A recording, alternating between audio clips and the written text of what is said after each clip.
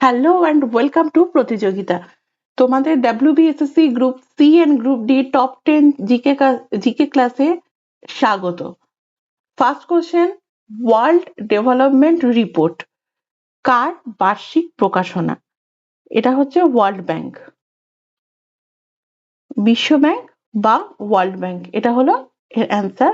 আর world ব্যাংকের headquarter হচ্ছে Washington DC. তোমরা আমাকে কোশ্চেনটার আরেকটা কোশ্চেন করছি যেটার উত্তর দাও, ওয়ার্ল্ড ব্যাংক কোন সালে প্রতিষ্ঠা করা হয়েছিল, সেটা কমেন্টে তোমরা উত্তর জানাও।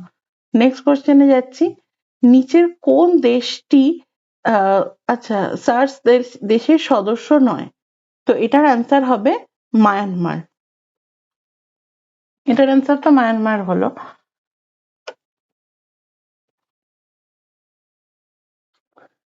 এই যে south Asian association for religion cooperation, এইটার 8 জন সদস্য আছে এই কমিটিটা। তো 8 জন সদস্যর মধ্যে হচ্ছে আফগানিস্তান, বাংলাদেশ, ভুটান, ইন্ডিয়া, মালদ্বীপ, নেপাল, পাকিস্তান অ্যান্ড শ্রীলঙ্কা। তো এইটা মাথায় রেখো, তার মানে মায়ানমারটা এর মধ্যে পড়ছে না, তাই জন্য এটা অ্যান্সার হবে, যেহেতু এটা নয় বলেছে। তো নেক্সট কোশ্চেনের দিকে চলে যাই। ভারত সরকার কবে কিষাণ ক্রেডিট কার্ড স্কিম চালু করে? এটা হচ্ছে 1998 August. Next, imperial bank of India কত সালে জাতীয়করণ হয়েছিল? এটা হচ্ছে 1955। এই ইম্পেরিয়াল ব্যাংক অফ ইন্ডিয়া যে 1955-এ মানে জাতীয়করণ করা হলো, তো তখনই এই ইম্পেরিয়াল ব্যাংক অফ ইন্ডিয়ারই আরেকটা নাম হলো state bank of India. Next question, pressure কুকারে রান্না দ্রুত হয় কারণ বাষ্পের চাপ বৃদ্ধি পেলে। এটা ফিজিক্স থেকে কোশ্চেন। বাষ্পের চাপ বৃদ্ধি পেলে, এবার এটা হচ্ছে কারণ কি হয়, স্ফুটনাঙ্কটাও তো বেড়ে যায়, তার জন্য দ্রুত রান্নাটা হয়। ইনক্রিজ বয়লিং পয়েন্ট, এই যে বা স্ফুটনাঙ্কের বৃদ্ধি পায়, বাংলায় বলবে।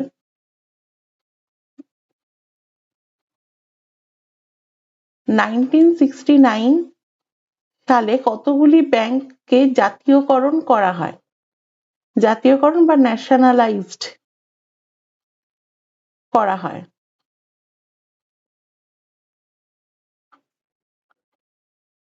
এই যে কতগুলি ব্যাংকে জাতীয়করণ করা হয়, এটা হচ্ছে 1969 সালে জাতীয়করণ করা হয়েছিল 14টি ব্যাংককে। এই যে 14টা যে ব্যাংক, এই মানে সেটা হচ্ছে 1969-এর ডাটা অনুসারে বলা হচ্ছে, কিন্তু বর্তমানে কিন্তু আর 14টা ব্যাংক ন্যাশনালাইজড নেই। তো এখন বর্তমানে ন্যাশনালাইজড ব্যাংকের সংখ্যা হচ্ছে 12। অপশন ওই জন্য 12টাও রাখা আছে, 12টা হচ্ছে বর্তমানে, এটা হচ্ছে নাউন। এরকম অপশনে দেওয়া হয় কনফিউজড করার জন্য। প্রথম ন্যাশনালাইজড ব্যাংক 14টাকে করা হয়েছিল, কিন্তু বর্তমানে 12টা। নেক্সট কোশ্চেন, 1905 সালে বেঙ্গল ব্রিটিশ ইন্ডিয়ান সোসাইটি এবং ল্যান্ড হোল্ডার সোসাইটি একত্রিত হয়ে কোন সংগঠন তৈরি করে? এটা হচ্ছে British Indian association. Option B.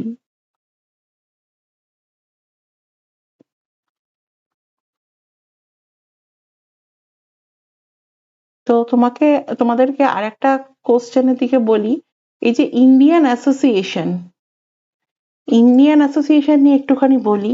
Indian association founder হচ্ছেন সত্যেন্দ্রনাথ ব্যানার্জি অ্যান্ড আনন্দমোহন বোস।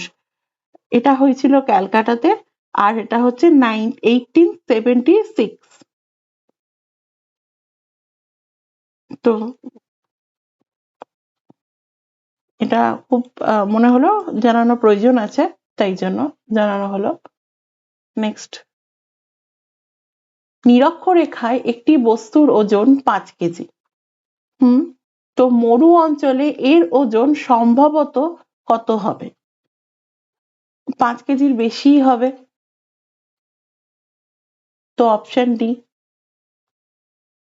আমরা ফিজিক্সে খুব ভালো করে পড়েছি, জানি ওয়েটটা যখন আমরা পোলে যাই, ইকুয়েটরে পোল যে ওয়েটটা থাকে, পোলে কিন্তু সেই ওয়েটটা ইনক্রিজ করে যায়। তো মোর দ্যান 5 কেজিস, এটা অ্যান্সার হবে। কতটা বেশি হয় না, তবে মোর দ্যান 5 কেজিস।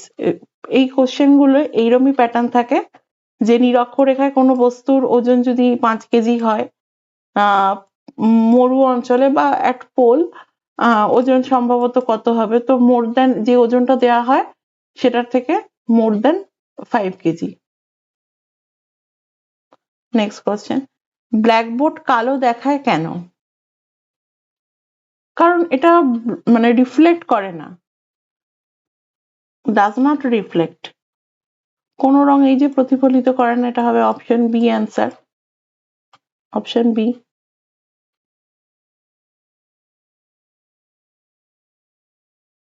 আলো হলো একটি তির্যক তরঙ্গ, অনুদৈর্ঘ্য তরঙ্গ, উভয়ই কোনটিই নয়।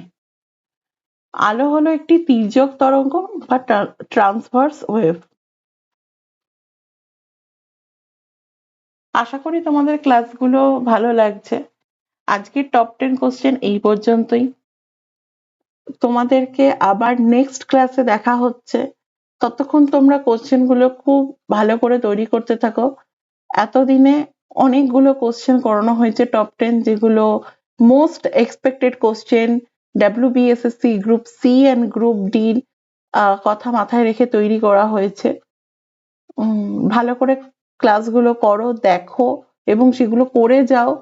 আশা করি কমন পাবে তোমরা। আর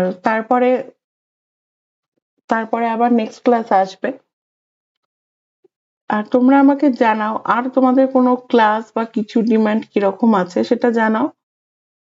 তাহলে নেক্সট ক্লাস সেই রকম ভাবে চিন্তা করা হবে বা ডিজাইন করা হবে। ক্লাসগুলো কেমন লাগছে সেটাও তোমরা জানিও, তাহলে আমি বুঝতে পারবো কেমন লাগছে তোমাদের।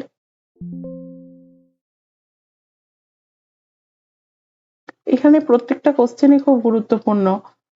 প্রত্যেকটা কোশ্চেনই তোমরা দেখো, করার চেষ্টা করো। এই কোশ্চেনগুলো থেকে বা এই চ্যাপ্টারগুলো ভালো করে পড়ার চেষ্টা করো।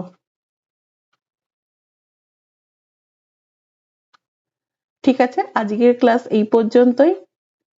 থ্যাংক ইউ, ভালো থেকো। দেখা হচ্ছে কালকে নতুন একটা ক্লাস নিয়ে।